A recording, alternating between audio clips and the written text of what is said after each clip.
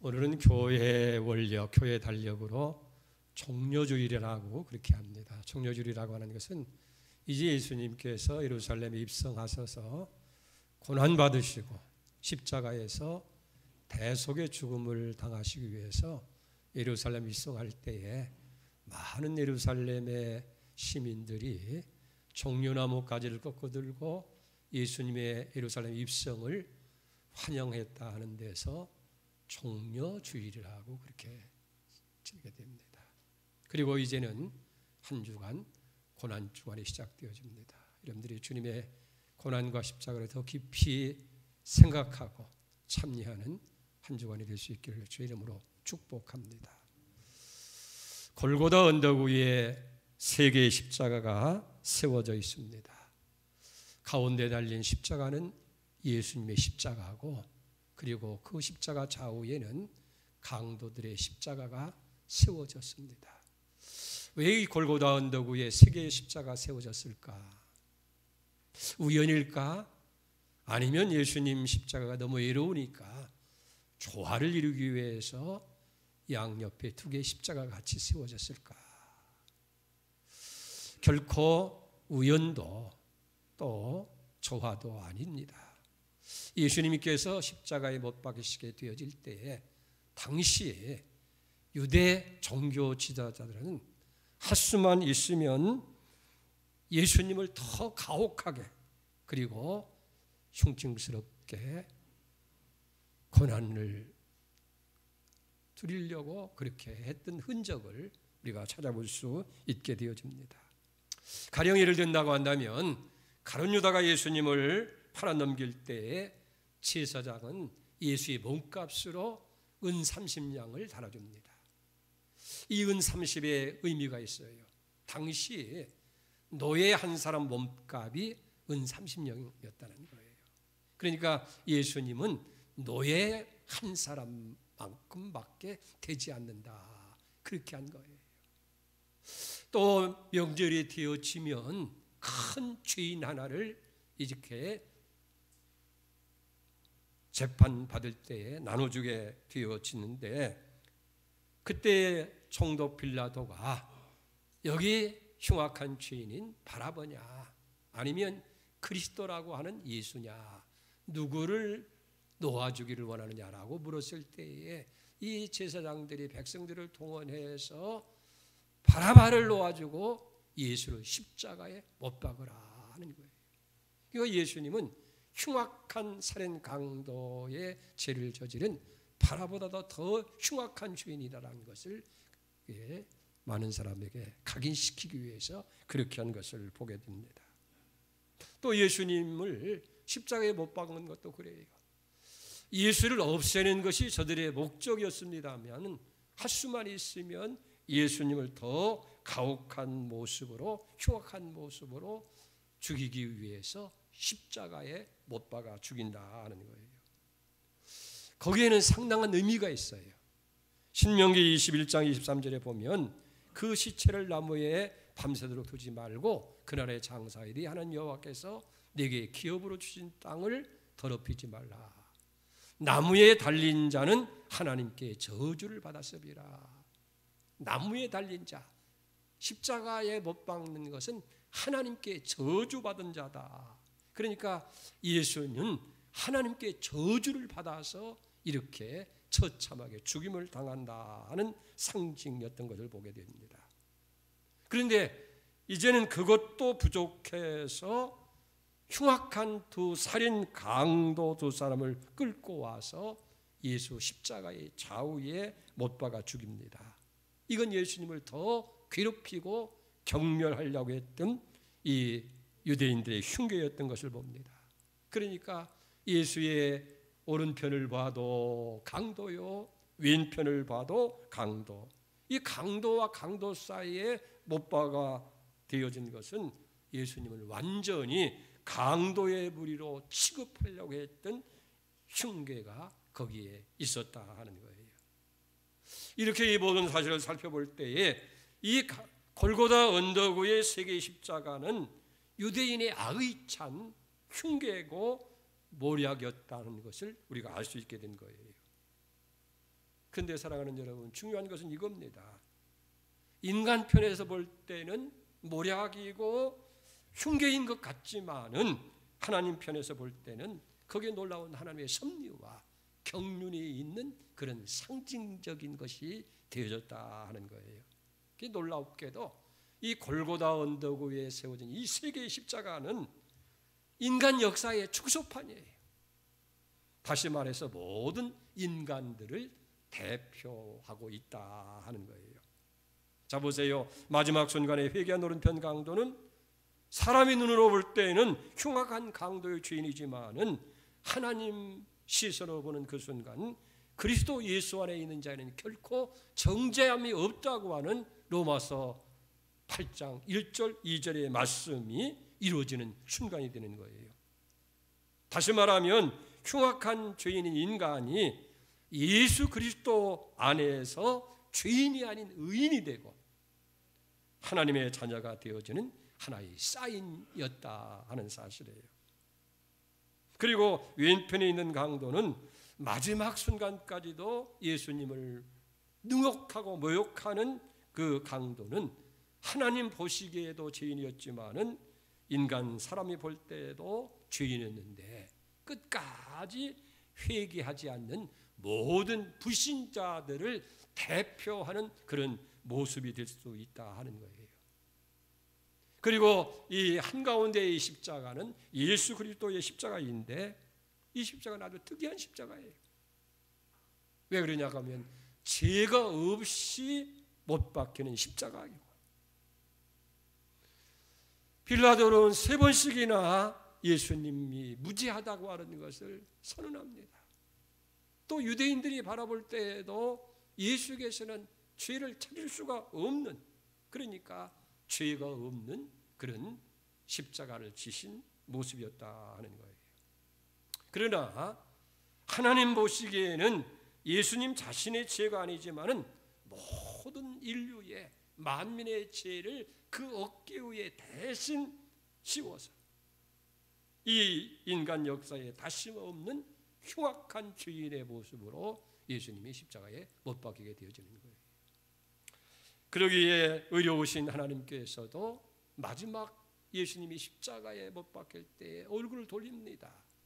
성경에 보면 엘리 엘리 라마 사박다니 나의 하나님 나의 어찌해서 나를 버리십니까? 라고 그렇게 예수님이 절규하시게 되는 거예요.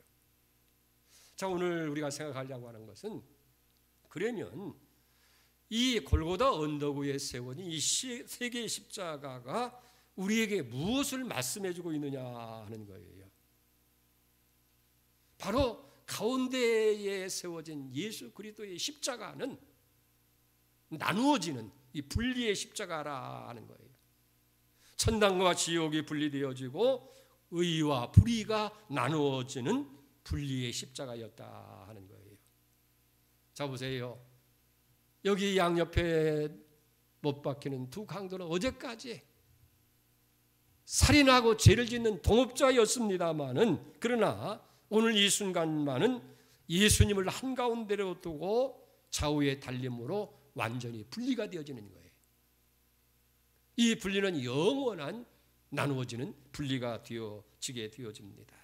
그렇기 때문에 한가운데 있는 예수 그리스도의 십자가는 나누어지는 분리의 십자가다 하는 거예요. 하나님께서 천지를 창조하실 때 그 현상을 창세기 1장 2절에 이렇게 얘기합니다. 땅이 혼돈하고 공허하며 흑암이 깊음 위에 있고 하나님의 영은 수면 위에 운행하시더라. 그러니까 창조 이전에 이 세상의 상태는 하늘도 아니고 땅도 아니고 물도 아니고 육지도 아닌 그런 혼돈의 상태, 이걸 카오스라고 하는데 이 창세 이전의 상태가 그런 혼돈의 상태였다는 거예요. 그런데 이런 상태를 하나님께서 의인물과 아랫물로 나눠지게 하시고 하늘과 땅 그리고 바다와 육지로 나누게 하신 거예요. 이게 분리하는 이 작업이 창조의 작업이라고 그렇게 얘기할 수가 있게 되는 거예요. 여러분, 영적인 창조라고 할 수 있는 거듭남의 도리, 다시 말하면 신앙의 길도 바로 분리라 하는 거예요. 여러분, 참 신앙의 길이 뭐예요? 분리하는 거예요. 하나님과 세상이 나누어지고 진리와 비진리가 나누어지고 신앙과 불신앙이 나누어지고 의로운 길과 악한 길이 나누어지는 것, 그것이 신앙의 작업이라 할 수가 있는 거예요. 그 작업이 예수 그리스도의 십자가를 통해서 분리되는 이 나누어지는 역사가 이루어지게 됐다 하는 거예요. 자, 그러면 가운데 있는 예수 십자가를 중심으로 해서 이 두 강도가 어떻게 나눠졌는가 한번 살펴보십시다. 첫째는 예수님을 바라보는 그리스도관이 분리가 돼요. 그러니까 예수님을 어떻게 이해하고 받아들이냐 하는 것이 나눠지는 거예요. 자, 왼편에 있는 강도는 뭐라고 그래요? 오늘 39절에 보니까 달린 행악자 중 하나는 비방하여 이르되 네가 그리스도가 아니냐, 너와 우리를 구원하라. 그러니까 십자가에서 힘없이 처형되어지는 예수를 바라보면서 저게 어떻게 하나님의 아들이야, 어떻게 메시아야. 그러니까 왼편에 있는 강도가 그리스도에 대한 이해는 뭐냐면 메시아일 수가 없다는 거예요. 여러분, 성경 고린도서 1장 18절에도 그렇잖아요. 십자가의 도가 멸망을 당하는 자들에게는 미련한 것이요, 구원을 받는 우리에게는 하나님의 능력이 됩니다. 세상 사람들이 예수 믿는 사람들을 바라볼 때에 참 어리석고 미련한 사람들이다. 뭐가 그렇게 죄가 많아서 만날 죄인 회개 찾으며 하고 싶은 일도 다 못하고 저렇게 갖다 바치기만 하느냐. 그게 미련한 거예요. 어리석은 것처럼 보이는 거예요. 왼편 강도의 그리스도를 바라보는 그리스도와는 완전히 예수님은 메시아로 받아들이지 못하는 것을 보게 됩니다. 그러나 반면에 오른편 강도의 그리스도관이 40절 42절에 기록되어 있어요. 하나는 그 사람을 꾸짖어서 이르되 내가 동일한 정죄를 받고서도 하나님을 두려워하지 아니하느냐, 우리는 우리가 행한 일에 상당한 보응을 받는 것이니 이에 당연하거니와 이 사람이 행한 것은 옳지 않은 것이 없느니라 하고 이르되 예수여 당신의 나라에 임하실 때에 나를 기억하소서 하니. 그러니까 오른편 강도는 예수를 바라볼 때 저분은 죄가 없으신 분인데, 그러며 동시에 하나님의 나라의 주인이고 구원자이신 구세주로 보게 됐다는 얘기예요.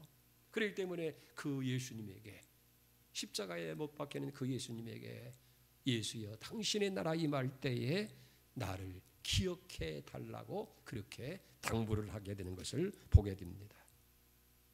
여러분, 신앙의 목적이 뭐라고 생각합니까? 우리가 신앙생활하는 이유가 어디 있느냐는 얘기예요. 당장 고통을 면해주는 것, 십자가에서 내려오는 것이 전부가 아니라는 거예요. 이 땅에서 예수 믿어서 복받고 잘되고 성공하는 그런 문제가 아니라 오늘 오른편 강도처럼 예수여 당신의 나라에 임할 때 나를 기억하여 주시옵소서 라고 한 여기에 진정한 신앙의 의미가 있다는 거예요. 다시 말해서 바로 그 십자가에 못 박히는 그 예수를 우리의 생명의 구주로 받아들이고 우리가 영원 구원받아 하나님 나라 가는 것. 그러니까 우리가 신앙생활의 목적은 다른 데 있는 거 아니에요. 이 땅에서 얼마나 잘 사고 복 받느냐 그런 것도 있겠지만은 그건 진정한 목적이 아니고 진정한 이 신앙의 꼴, 신앙의 목적은 우리가 예수 믿어서 구원받고 이 땅에서 순례자의 삶을 다 마친 후에 천국 가는 것, 하늘나라 가는 것, 영생을 얻는 것, 그것이 신앙의 목적이라는 거예요. 그렇기 때문에 이 땅에서 좀 못 살아도 괜찮아요. 좀 어려움을 당해도 괜찮아요. 그러나 그건 짧은 인생이고 궁극적인 신앙의 목표는 다 우리가 그 예수를 말미암아서 구원받아 영생 복락을 누리는 그 저천국 가는 것, 이게 신앙의 목적이라고 말이에요. 아멘입니까? 자, 두 번째로 이 두 강도는 자기를 보는 자기관에서 나눠지게 되는 거예요. 이 왼편에 있는 강도는 자기가 십자가에 못 박혀 죽어야 할 만큼 큰 죄를 저지른 것이 아니라는 거예요. 이게 한마디로 얘기하면 좀 억울하다는 거예요. 내가 왜, 나보다 큰 죄를 지은 사람도 많이 있는데 내가 왜 십자가에서 이렇게 처형당하고 고통을 당해야 되느냐. 형무소에 갇혀 있는 사람들을 붙들고 물어보면 당신은 무슨 죄를 져서 이렇게 형을 살고 있어? 라면 자신은 죄가 없다는 거예요. 좀 계획이 잘못돼서 좀 실수를 해서 재수가 없어서 붙들려 갔다는 거예요. 나보다 더 큰 죄인들은 저 밖에서 잘도 살고 있는데 자기가 죄가 없다는 거예요. 서양의 최초의 철학자라는 탈레스에게 어느 날 제자들이 와서 그렇게 물었다고 하는 거예요. 선생님, 이 세상에서 가장 쉬운 일이 무엇입니까? 라고 물었더니 탈레스가 뭐냐면 남을 비판하는 일이다. 그러면 이 세상에서 가장 어려운 일은 뭡니까? 라고 얘기했더니 자기 자신을 아는 일이다. 라고 그렇게 대답했다는 유명한 얘기가 있습니다. 남을 판단하고 욕하기는 쉬운 일이지만은 스스로 자기 자신이 누구인지를 안다는 것은 그렇게 쉬운 일이 아니라는 거예요. 그렇다면 언제 우리가 참된 자신의 모습을 볼 수가 있어요? 그건 뭐 학문적으로나 노력하고 연구해서 되어지는 것이 아니라 참 하나님을 만났을 때에 내 자신이 누구냐 하는 것을 여기 알게 되는 거예요. 그러니까 오른편에 있는 강도는 예수님의 참된 모습을 발견하는 순간에 참된 자기의 모습을 볼 수 있게 되어졌다는 거예요. 우리는 성경에서 그런 예를 보잖아요. 베드로도 마찬가지예요. 참으로 예수님이 전능하신 하나님이라는 것을 알게 되었을 때에 누가복음 5장 8절에 보면 시몬 베드로가 이를 보고 예수의 무릎 아래 엎드려 이르되 주여 나를 떠나소서 나는 죄인으로소이다. 지금까지는 그래도 괜찮은 사람으로 알았어요. 남편으로 가장으로 최선을 다해서 살고 있다고 생각을 했는데 예수를 만나는 순간 나는 죄인입니다 라고 고백하는. 여러분 구약 이사야 6장 5절에 보면 이사야도 하나님의 거룩한 모습을 보면서 그때 내가 말하되 바라도 나야 망하게 되었다. 나는 입술이 부정한 백성 중 사람이요 나는 입술이 부정한 백성 중에 거하면서 만군의 여호와이신 왕을 배웠다. 망하게 됐다는 거예요. 죄인이라는 거예요.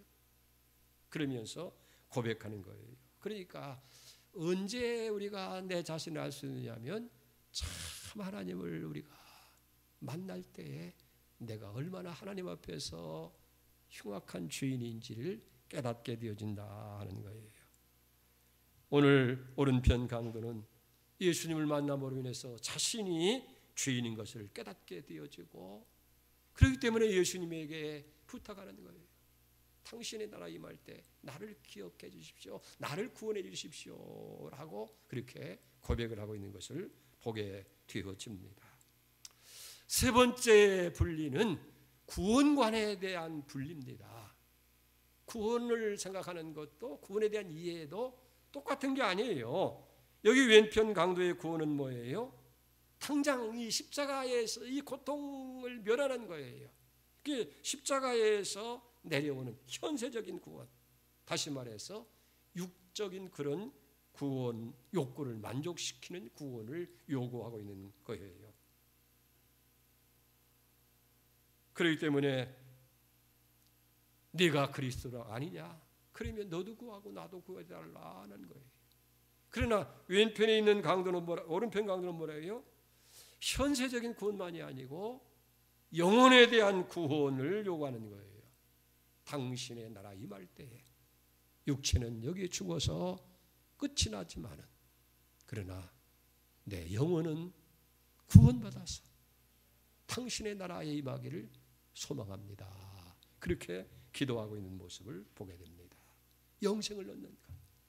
이 구원이 우리가 그저 육체적인 필요한 것, 욕구를 만족하는 그런 구원도 필요하지만은 중요한 영적인 구원이 중요하다. 그 다음에 네 번째는 두 강도의 요청에 대해서 예수님의 응답 역시 분리라는 거예요. 자, 39절에 보니까 왼편 강도가 예수님께 묻잖아요. 네가 그리스도가 아니냐? 그러님이 너도 십자가에서 구원받고 나도 구원해달라. 그렇게 예수에게 요청을 하는 거예요. 그런데 예수님의 이 왼편 강도의 물음에 대해서 예수님은 어떻게 응답하셨어요? 아무런 답변이 없어요. 거기에 일고의 그런 말도 사용하지 아니합니다. 침묵하셨다는 거예요. 여러분, 침묵하는 것도 응답이에요. 그러니까 우리가 기도하고 무엇을 하나님께 구할 때에도 아무런 응답이 없고 하나님이 계속 침묵하는 것 같은데 사실 그 침묵도 응답이라는 거예요. 오늘 이 왼편 강도가 네가 그리스도냐? 그러면 너도 구원하고 나도 구원해달라고 할 때 예수님이 아무 말씀도 않고 침묵했다고 하는 건 뭐냐면 이 강도에 대한 포기입니다. 이 강도에 대해서 방치하는 거예요. 하나님의 심판, 지옥에 던져놓는 것만이 하나님의 심판이 아니라는 거예요. 관심을 두지 않는 것, 무관심하는 것, 그것이 바로 심판이라는 거예요. 사람의 범죄로 인해서 영원히 저주를 받고 멸망에 가는 이 상태에 놓여 있는데도 그 상태 그대로 두는 것, 그것이 바로 심판이라 하는 거예요. 하나님이 침묵하시는 것, 무서운 형벌인 걸 알아야 돼요.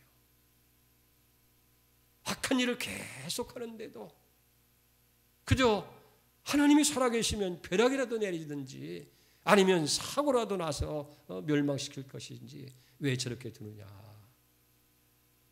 그러나 침묵하시는 거기에 하나님 무서운 형벌이 있다 하는 거예요. 그렇기 때문에 여러분, 악한 자가 잘 되는 모습을 보고 낙심하지 마세요. 하나님이 그를 그대로 버려두는 것은 영원히 멸망할 수밖에 없도록 만드는 하나님의 무서운 형벌이라는 것도 알아야 돼요. 자, 오른편 강도에 대해서 예수님 어떻게 하셨어요? 43절에 보세요. 예수께서 이르시되 내가 진실로 네게 이르노니 네가 오늘 나와 함께 낙원에 있으리라. 여기 중요한 것은 오늘 네가 나와 함께. 이 오늘이라고 하는 말이 아주 귀한 말씀이에요. 언제나 성서에서 오늘이라고 하는 건 하나님 말씀이에요. 그런데 사탄은 내일이라고 그렇게 얘기를 합니다. 우리가 하나님의 일을 할 때에 하나님 앞에 충성 헌신을 하게 있을 때에 언제나 성령은, 하나님은 오늘이라고 말씀하는 거예요. 그러나 사탄은 자꾸 와서 우리에게 속삭이는 거예요. 지금은 때가 아니다. 형편도 되지 않지 않느냐. 얼마든지 기회는 주어지니까 오늘 못하면 내일하고 내일 못하면 내년에 하고 명년에 하고 기회는 온다라고 속삭이게 됩니다. 그러나 우리를 향하신 하나님의 말씀은 오늘, 지금이라고 말씀하시는 거예요. 회개하는 것도 지금이고 구원을 받는 것도 지금이고 하나님 앞에 우리가 헌신하고 봉사하는 것도 오늘, 지금이라고 말씀하는 거예요. 그렇기 때문에 오늘 내가 나와 함께 낙원에 있으리라고 하는 이 말씀은 우리에게 구원이 무엇인가를 가르쳐주는 말씀이에요. 또 구원이 아닌 것이 무엇인지도 말씀해 주는 것이고 구원은 선행으로 이루어지는 것이 아니라고 하는 것도 여기 말씀해 주고 있는 거예요. 우리가 하나님 앞에 구원받는 일에 대한 최대의 장애물이 뭔지 압니까? 사람이 무엇을 함으로써 무엇을 해야 한다고 하는 이 착각이라는 거예요. 그래서 착한 일을 하고 선한 일을 행하고 공적을 많이 쌓고 노력해서 구원을 얻으려고 하는 생각, 이것이 구원에 대한 가장 큰 장애물이라고 말이에요. 자, 오늘 오른편 강도를 보세요. 이 오른편 강도가 언제 가서 선한 일을 하고 착한 일을 하고 하늘나라에 보화를 쌓고 잘못된 것을 고치고 할 수 있겠느냐는 얘기예요. 왜냐하면 이 강도는 십자가에 못 박혀서 자유하지 못하잖아요. 착한 일을 하면 십자가에 내려와서 무언가 착한 일을 해야 되고 공적을 쌓아야 할 텐데 그럴 수가 없다는 거예요. 자유를 잃은 몸이에요. 그런데도 오늘 내가 나와 함께 낙원에 있으리라. 인간이 행위로 인해서 구원을 받는 것이 아니라고 하는 것을 우리에게 실제적으로 보여주는 거예요. 그러니까 오른편에 있는 건 아무 일을 한 것도 없는데 다만 하나 예수 그리스도를 구주로 믿고 그 예수에게 자기의 구원을 요청하고 구할 때에 예수께서 구원해 주신 거예요. 오늘 내가 나와 함께 낙원에 있으리라. 그래서 에베소 2장 8절 9절 이렇게 말씀합니다. 너희는 그 은혜에 의하여 믿음으로 말미암아 구원을 받았으니 이것은 너에게 나선 것이 아니라 하나님의 선물이라. 행위에서 난 것이 아니니 이는 누구든지 자랑하지 못하게 하려 함이라. 그러니까 우리의 구원은 값없이 주어지는 하나님의 선물이라는 거예요. 다만 조건이 있다면 믿음이에요. 예수 그리스도의 십자가의 그 은혜를 우리가 받아들이는 그 믿음으로 말하면 구원을 얻는 거예요. 그래서 이게 우리에게서 났다는 말은 행위로 된 것이 아니라는 거예요. 하나님의 선물이고 값없이 주시는 은혜라 하는 거예요. 그렇기 때문에 오른편 강도는 선한 일이나 도덕적인 행위가 없음에도 불구하고 예수에게 자비를 구하는 거예요. 당신의 나라 임할 때에 나를 기억하시옵소서. 그랬더니 예수님께서 그 소리를 들으시고 응답하시는 거예요. 그래, 내가 이를 위해서 세상에 왔다. 그리고 내가 내 죄를 대신해서 지금 십자가에서 대신 형벌을 받는 것이 아니냐. 오늘 내가 나와 함께 낙원에 있게 되겠다라고 말씀해 주신 것을 보게 됩니다. 자, 그런데 여기 하나의 함정이 있어요. 또 잘못된 생각을 가진 사람들이 그래요. 아하, 그렇구나. 마지막 죽는 임종 시간에도 구원을 받을 수 있다 하는 거예요. 그래요.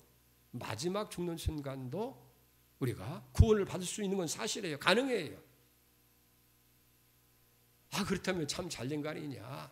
그저 마음껏 죄 짓고 하고 싶은 대로 다 살다가 마지막 죽는 그 순간 조금 전에 다 회개하고 제사함 받고 구원받으면 되겠구나. 인류 역사상 그렇게 생각한 사람이 있었다는 거예요. 너무나도 유명한 로마 황제였던 콘스탄틴이라고 하는 황제입니다. 제가 기독교로 개종을 하고 그리스도인이 되어지면서도 세례를 받지 않았다는 거예요. 왜 그러냐고 그랬더니 자기가 죄를 저질 일 많이 생길 것도 같고 그래서 마지막 죽기 전에 세례 받고 구원 얻으려고 그렇게 생각했다는 거예요. 그러나 여러분, 사람이 마지막 임종 순간에 회개하고 구원 얻을 수 있다고 하는 그런 확률이 얼마나 되느냐 하는 거예요. 그래서 이 사실을 보면서 어느 주경학자가 이렇게 얘기했다는 거예요. 아무도 절망하지 않도록 십자가에서 한 사람이 구원을 받았고 아무도 우쭐대지 못하도록 하기 위해서 한 사람만 구원을 받았다. 그러니까 마지막 순간에도 구원을 받을 수 있다고 하는 것. 그러나 다가 아니고 한 사람만 구원받았다. 그러니까 마지막 순간에 다 구원받을 수 있는 것이 아니라는 거예요. 여러분, 죽는 순간에 구원을 받을 수 있다는 생각을 버리시기 바랍니다. 왜냐하면 우리의 죽음이 무슨 사형수처럼 예고되어진 것이 아니에요. 언제 죽을는지 몰라요.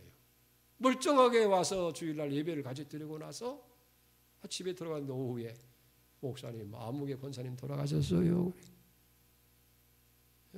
가다가 교통사고로 죽을 수도 있고 천재지변으로 해서 죽을 수도 있고 가스로 인해서 죽을 수도 있고 그러므로 구원의 문제를 내일로 미룰 수가 없다는 거예요.